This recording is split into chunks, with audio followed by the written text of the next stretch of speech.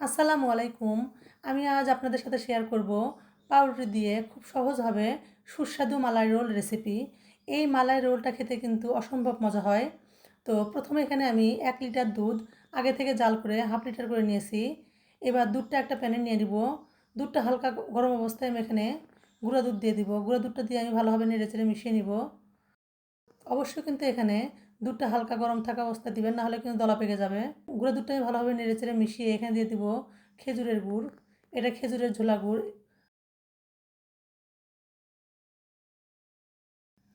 তারপর আমি এখানে দিয়ে দেবো দারচিনি, তেজপাতা, সাদা এলাচ।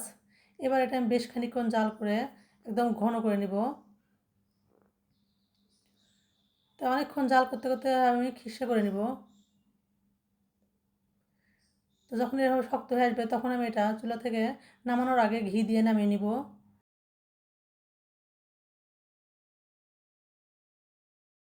তারপর এটা আমি এক পাশে রেখে দিব। এবার অন্য একটা প্যানে আমি জাল করা দুধ নিয়ে নিব। তারপর দেব গুঁড়া দুধ। গুঁড়া দুধটা দিয়ে ভালোভাবে মিশিয়ে নিব।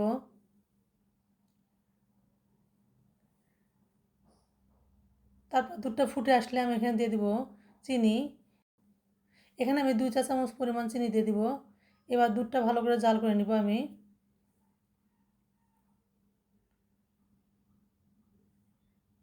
জাল করতে করতে যখন এরকম ঘন হয়ে আসবে তখন কিন্তু অনবরত দুধটা নাড়তে হবে, না হলে কিন্তু নিজে লেগে যাবে। তো এভাবে অনবরত নাড়তে নাড়তে আমি এটা মালা বানিয়ে নিব।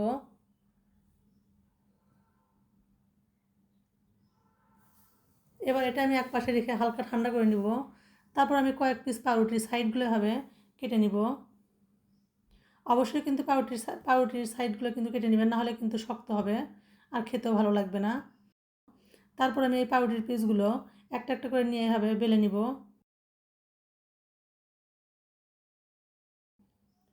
এবার এই পাউরুটির উপর আমি আগে থেকে তৈরি করে রাখা খিসা দিয়ে পেঁচিয়ে রোল করে নিব। আপনারা এটা খেয়াল করলে বুঝতে পারবেন আমি এটা কীভাবে করতেছি। তো এভাবে আমি সবগুলো রোল তৈরি করে নিব। তো আমার রোলগুলো বানানো হয়ে গেছে। এবার একটা বাটিতে আমি রোলগুলো সেট করে নিব। আগে থেকে আমি এই মালাইগুলো যে ঠান্ডা করে নিয়েছিলাম সেই মালাইগুলো দিয়ে পাউরুটির উপর সুন্দরভাবে সেট করে নিব। অবশ্যই কিন্তু মালাইটা কিন্তু হালকা ঠান্ডা করে নেবেন। গরম অবস্থা দিতে গেলে কিন্তু পাউরুটিগুলো গলে যাবে আর খেতেও ভালো লাগবে না। তারপর আমি উপর থেকে কাজু বাদাম, পেস্তা বাদাম দিয়ে 30 মিনিটের জন্য নর্মাল ফ্রিজে রেখে দিব। এটা দেখতে যতটা সুন্দর হয় খেতেও কিন্তু অসম্ভব মজা হয়। তো আপনারা এভাবে একবার ট্রাই করে দেখবেন। ভালো লাগলে লাইক, কমেন্ট, শেয়ার করে পাশে থাকবেন। আল্লাহ হাফেজ।